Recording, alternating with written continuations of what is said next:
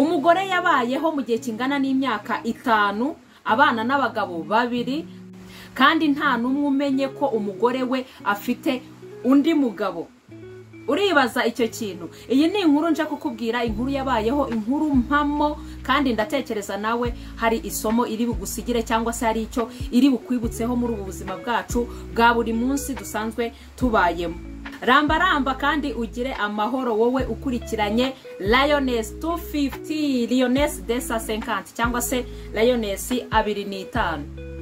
Reka mushimire rero kandi wowe wamaze gukora subscribe, nkushimire nawe ukomeza kubana natwe mu byo tugenda twibukiranyaho. Umugore nakwita ko ari umugore udasanzwe, yari afite umugabo baba muri uyu mujyi wa Kigali. Baba mu mujyi wa Kigali barasezeranye, ariko umugabo akaba afite business yo gukura amamodoka hanze akayazana mu Rwanda, afite company ikomeye y'ubucuruzi. Uwo mugabo rero yari umuntu wita ku rugo rwe kandi anakundana n'umugore we kandi babayeho neza pe. Hatarashira igihe kinini umugore yabwiye umugabo we ko agiye kwiga kaminuza, agiye kugira ngo yongere amashuri.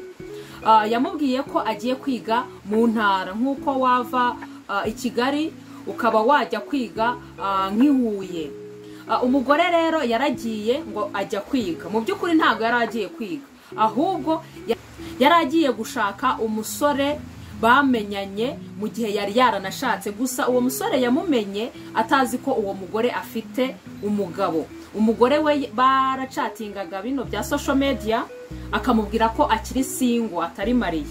Umugore yaragiye abana n'uwo musore, gusa ntago we basezeranye. Yaramubwiye ati ntago twahita dusezerana, tuzasezerana nyuma, cyane ko n'umuhungu nta bushobozi yari afite buhagije bwo kuba yakora ubukwe. Ariko umugore we yarazi icyo yegamiye, yarazi icyo yasize inyuma. Umukobwa cyangwa se uwo nyamugore yaragiye muri weekend akagenda akabana n'umugabo we wo mu ntara, noneho mu minsi y'akazi akaza kubana n'umugabo w'i Kigali. Uwo musore bamenyana, umukobwa yari yaramubwiye ko we akorera i Kigali mu minsi y'akazi nyine bisanzwe. Barabanye muri weekend, akagenda akajya ku musore bakabana weekend yose. Mu minsi y'akazi akaza muri Kigali akaza kubana n'umugabo w'isezerano usanzwe. Baragiye barabana pe, arabacanga uko ari 2. Abana nabo muri iyo minsi yose yabageneye kandi akitwara neza nk'umugore rwose ubana n'umugabo we, buri wese mu mwanya we. Hashize imyaka 5 abikora gutyo, umusore yaje kuba ari gutembera mu modoka y'umugore we, kuko uwo mugore we yarakize, yari afite akazi, yari afite n'imodoka ajyana kwiga. Yabeshye ko umugabo w'isezerano ko agiye kwiga, agatwara iyo modoka, kumbe agiye kureba umugabo we wa kabiri.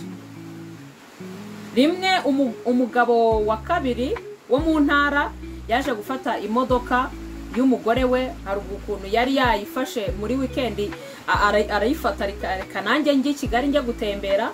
Araza mu gihe yaparitse muri Kigali, umugabo mukuru abona imodoka ayizi, biramuyobera. Noneho abonye umuntu uje kuyinjiramo abona n'umugabo, ahita amufata, aramubaza ati se yewe wa mugabo ko winjira mu modoka y'umugore wanjye bite? Umugabo nawe aramubwira ati ya, iyi modoka ni y'umugore wanjye, ayikoresha mu minsi y'akazi, aba yaje mu kazi muri Kigali, ariko ni y'umugore wanjye. Bose baratungurwa. Umugabo akaba ari sirko azi neza ko iyo modoka ari y'umugore we, kuko niwe wayimuguriye, arayizi, aranazicuruza. Undi nawe akaba azi ko iyo modoka ari y'umugore we, arayizi. Iyo yaje muri weekend aba ari kumwe nawe ibiri mu rugo. Birabacanga bombi. Umugabo mukuru abwira uwo mutoya ati ngwino nkwereke icyerekana ko iyi modoka ari y'umugore wanjye. Aragenda yinjira aho muri office yiwe, aho akorera, aho uwo mugabo mukuru akorera. Amaze kwinjiramo, akinjira umugabo muto ahita abona ifoto muri office. Hari ukuntu umuntu aba afite ifoto ya famiye, ahita abona ifoto y'umugore witwa ko ari uwe ari kumwe n'uwo mugabo wundi, kandi bigaragara ko ari abantu bari bakoze ubukwe. Yababa we, amubwira buryo ki umugore we akorera muri Kigali mu minsi y'akazi, noneho mu minsi ya weekend bakaba bari kumwe mu rugo, aribwo aboneka mu rugo.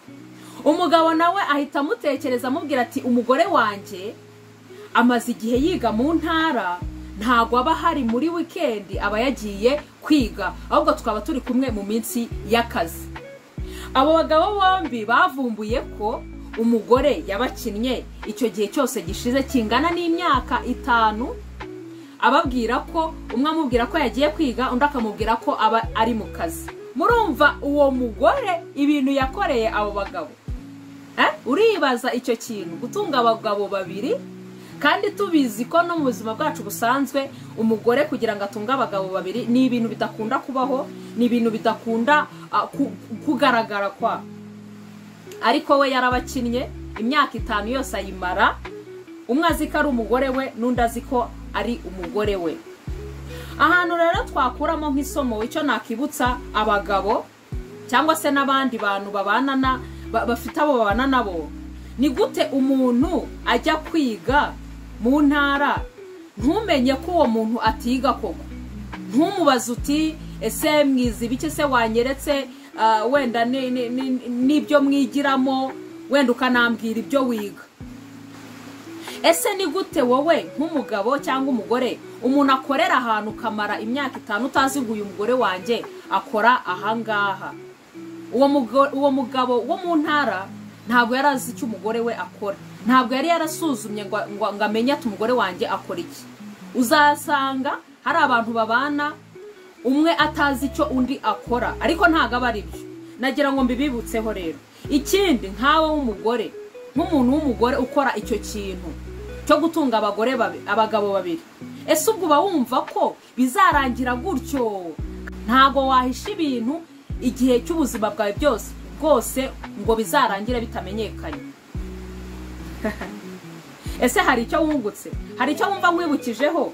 Wasanga mu rugo rwawe nawe hari icyo utari uri kwibuka wagakwiriye gukora kugira ngo urugo rwawe rubashe kujya ku murongo, umenye ibyo uwo mubana ibyo akora, umubaze nibe atashye cyangwa se kujyane no mwibyo akora ubimenye. Ndagushimiye cyane rero kuba wankurikiranye, nicyo nagira ngo nkwibutseho, niyo nkuru nagira ngo nkubwireho, nawe igire icyo ikwibutsaho. Niba utarakora subscribe ari ubwa mbere uhageze, nagusaba ngo uyikore maze tujye tubana buri gihe mu byo twibukiranijeho. Ikindi kandi nakubwira, washyiramo comment, ushaka kutubwira natwe inkuru, cyangwa se ushaka kutubwira ikintu twakibukiranyaho dukwiriye gukosora cyangwa se no kunonosora muri ubu buzima bwacu. Ntiwibagirwe kandi no gusangiza abandi ibingibi twibukiranyijeho, unakande kuri like. Tuzasubira utaha rero. Ciao, bye.